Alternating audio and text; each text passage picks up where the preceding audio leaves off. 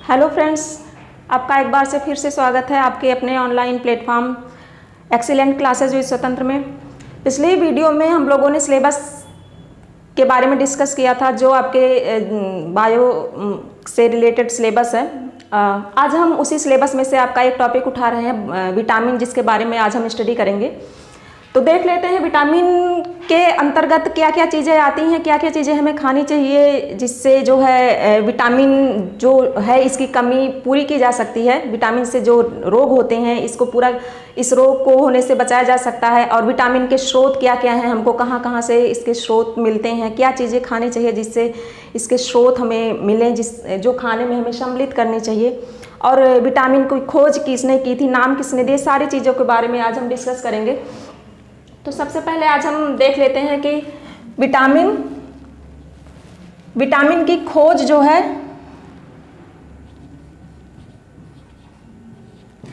Vitamin की खोज सबसे पहले लुनिन नामक साइंटिस्ट ने की।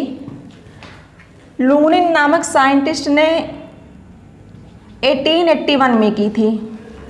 अब विटामिन की खोज लुनिन नामक साइंटिस्ट ने 1881 में की थी, लेकिन ये जो लुनिन थे ये विटामिन नाम नहीं दे पाए। खोज याद है तो इसके जो नामकरण थे, मतलब जो शब्द का प्रयोग किए थे, शब्द या जिन्होंने नाम दिया विटामिन का, वो फुंक नामक साइंटिस्ट थे। और इन्होंने 1912 में विटामिन शब्द का प्रयोग किया था। तो खोज लुनिन ने की 1881 में और विटामिन शब्द का प्रयोग फुंक ने किया 1912 में। अब इसके बाद आता है विटामिन थ्योरी। विटामिन थ्योरी या विटामिन मत। अब इसको जो है हॉपकिंस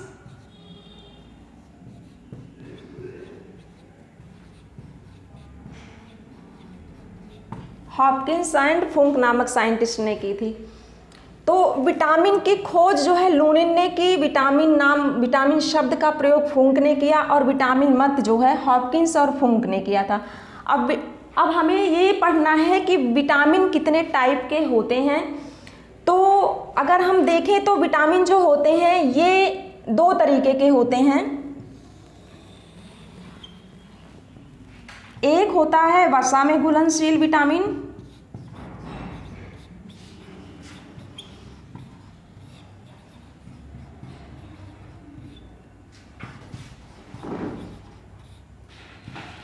और दूसरा होता है जल में घुलनशील विटामिन।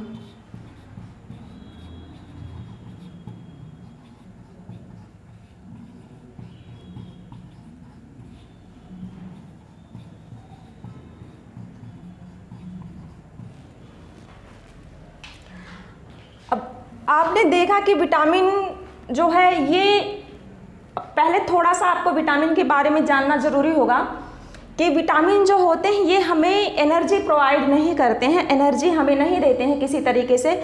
बस इनका बहुत ही हमारे भोजन में माइक्रोग्राम या मिलीग्राम में लेना आवश्यक होता है, बहुत ज़रूरी होता है। क्योंकि जिस तरीके से हम लोग दाल और सब्जी में नमक का प्रयोग करते हैं, जितनी क्वांटिटी होती है उसकी उतनी ही क्वांटिटी हमारे फूड मटेरियल में विटामिन की भी होनी चाहिए।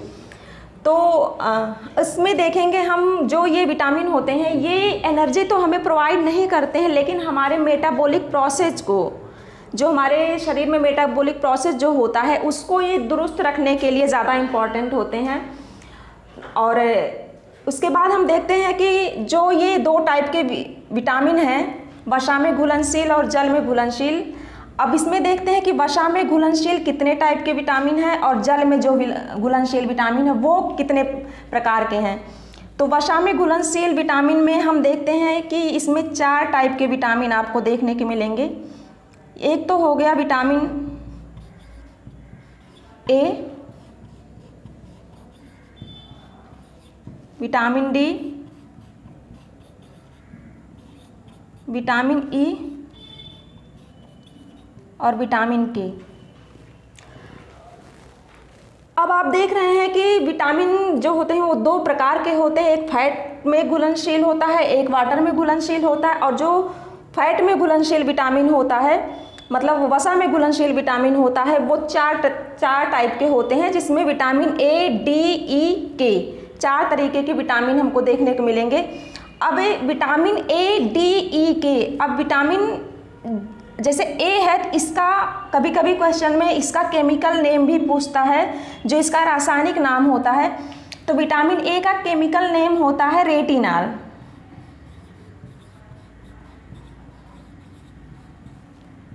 विटामिन डी का केमिकल नेम होता है कैल्सीफेरॉल। विटामिन ई का रासायनिक नाम होता है टोकोफेरॉल।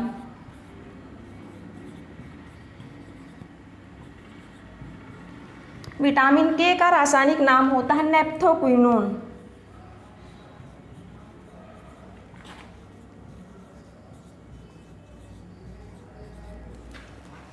केमिकल नेम भी आपको याद करना उतना ही इम्पॉर्टेंट है जितना इम्पॉर्टेंट कि विटामिन की कमी से कितने डिजीज़ होते हैं, विटामिन की स्रोत क्या है। कभी कभी केमिकल नेम को उठा करके ही पूछ लेता है, जैसे रेटिनॉल की कमी से आपको रेटिनॉल विटामिन की कमी से कौन सा डिजीज़ हो सकता है, या कैल्सीफेरॉल विटामिन की कमी से, या कैल्सीफेरॉल विटामिन किस विटामिन का रासायनिक नाम है। इस तरीके के क्वेश्चन भी आपको एग्ज़ाम में देखने को मिलेंगे।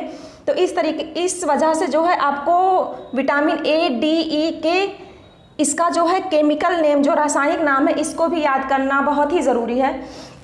अब हम देखते हैं कि जो वसा में घुलनशील विटामिन है और जल में घुलनशील विटामिन है, अब इसका थोड़ा सा हमको ये समझना है कि जो वसा में घुलनशील, क्योंकि ये इसमें नाम से ही क्लियर हो रहा है, वसा में घुलनशील विटामिन, और ये जल में घुलनशील विटामिन। तो जो जल में घुलनशील विटामिन होते हैं वो उनको हमें पर डे के अपने लाइफ रूटीन में शामिल करना होता है, क्योंकि जैसा कि इसमें दिख रहा है कि जल में घुलनशील, तो जल में घुलनशील होने के वजह से, क्योंकि टाइम पे यूरिन के थ्रू वाटर शरीर से निकलता भी रहता है, तो इस वजह से जो है जो जल में घुलनशील विटामिन है ये एक्सक्रीटरी प्रोसेस के थ्रू बॉडी से एक्सक्रीट किए जाते हैं। इस वजह से जो जल में घुलनशील विटामिन है इनको हमें जो है अपने भोजन में, पर डे के भोजन में थोड़ी बहुत मात्रा इनकी होनी चाहिए।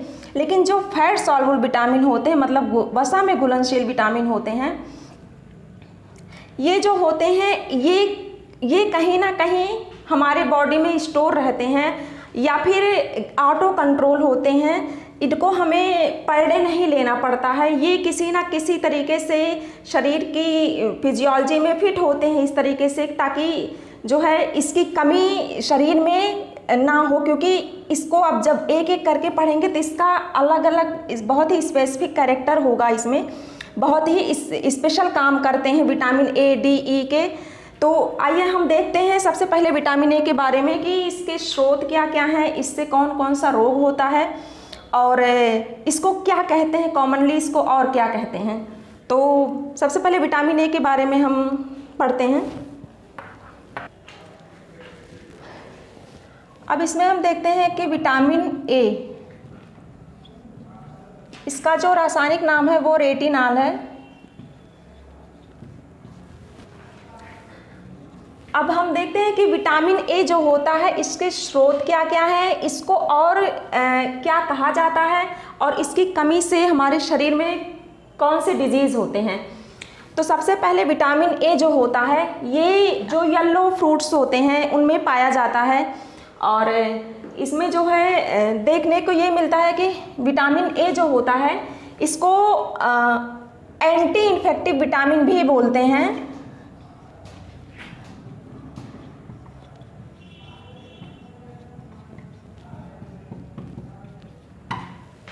इसको एंटी इन्फेक्टिव विटामिन बोलते हैं, और इसके बाद इसको जो है एंटी ब्लाइंडनेस विटामिन,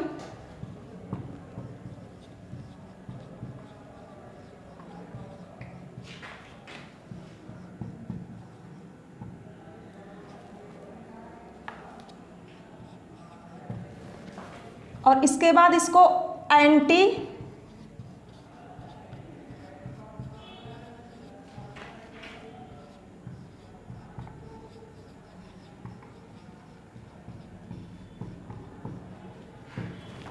जीरोफ्थैल्मिक विटामिन बोलते हैं। अब इसको एंटी इन्फेक्टिव विटामिन क्यों बोलते हैं, क्योंकि छोटे बच्चों में जो है विटामिन ए की कमी से बहुत ऐसे जो है कमजोरी या फिर मतलब उनको तमाम समस्याओं का सामना करना पड़ता है, जिससे अगर विटामिन ए की कमी हो जाती है तो उनके शरीर में तमाम इन्फेक्शन होते हैं। तो इस वजह से इसको एंटी इन्फेक्टिव विटामिन बोलते हैं। अब एंटी ब्लाइंडनेस विटामिन इस वजह से बोलते हैं कि इसकी वजह से जो है रतौंधी एक डिजीज़ है जिसको ब्लाइंडनेस बोला जाता है, तो इस वजह से इसको एंटी ब्लाइंडनेस विटामिन बोलते हैं। और एंटी जीरोप्थैल्मिक विटामिन इसको इस वजह से बोला जाता है क्योंकि ये जीरोप्थैल्मिया जो होता है, जीरोप्थैल्मिया ये एक डिजीज़ है जो आँख से रिलेटेड है, आई डिजीज इसको बोलते हैं।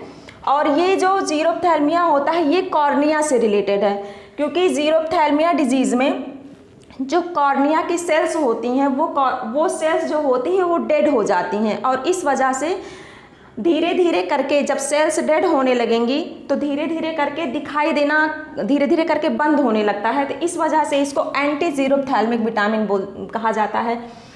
अब इसके जो स्रोत हैं,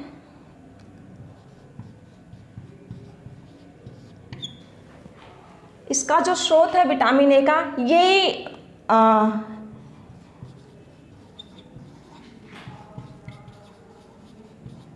येलो फ्रूट्स इसमें ज़्यादा आते हैं। अगर पीले फलों को हम लेते हैं तो वो जो है विटामिन ए का भरपूर स्रोत होता है। और उसके अतिरिक्त जो है जैसे मैंगो में देखा जाए, पपाया में देखा जाए तो विटामिन ए होता है। और अगर कंपेयर किया जाए तो पपाया के कंपैरिजन में जो मैंगो में विटामिन ए की मात्रा होती है वो काफ़ी अधिक होती है। तो इस वजह से विटामिन ए जो होता है वो मैंगो में अधिक होता है। अब डिजीज जो होता है, मतलब रोग जो होता है इसकी कमी से जो होता है वो ब्लाइंडनेस होता है।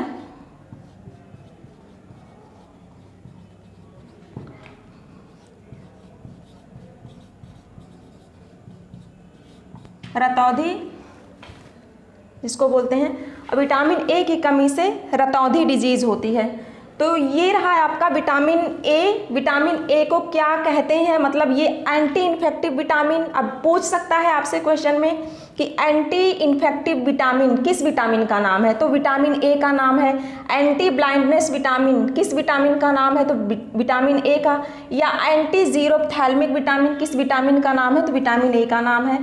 और ये कहाँ पाया जाता है, किन फ्रूट्स में पाया जाता है, किन फलों में पाया जाता है, किन सब्जियों में पाया जाता है, तो इसको जो है जैसे आम हुआ और पपीता हुआ,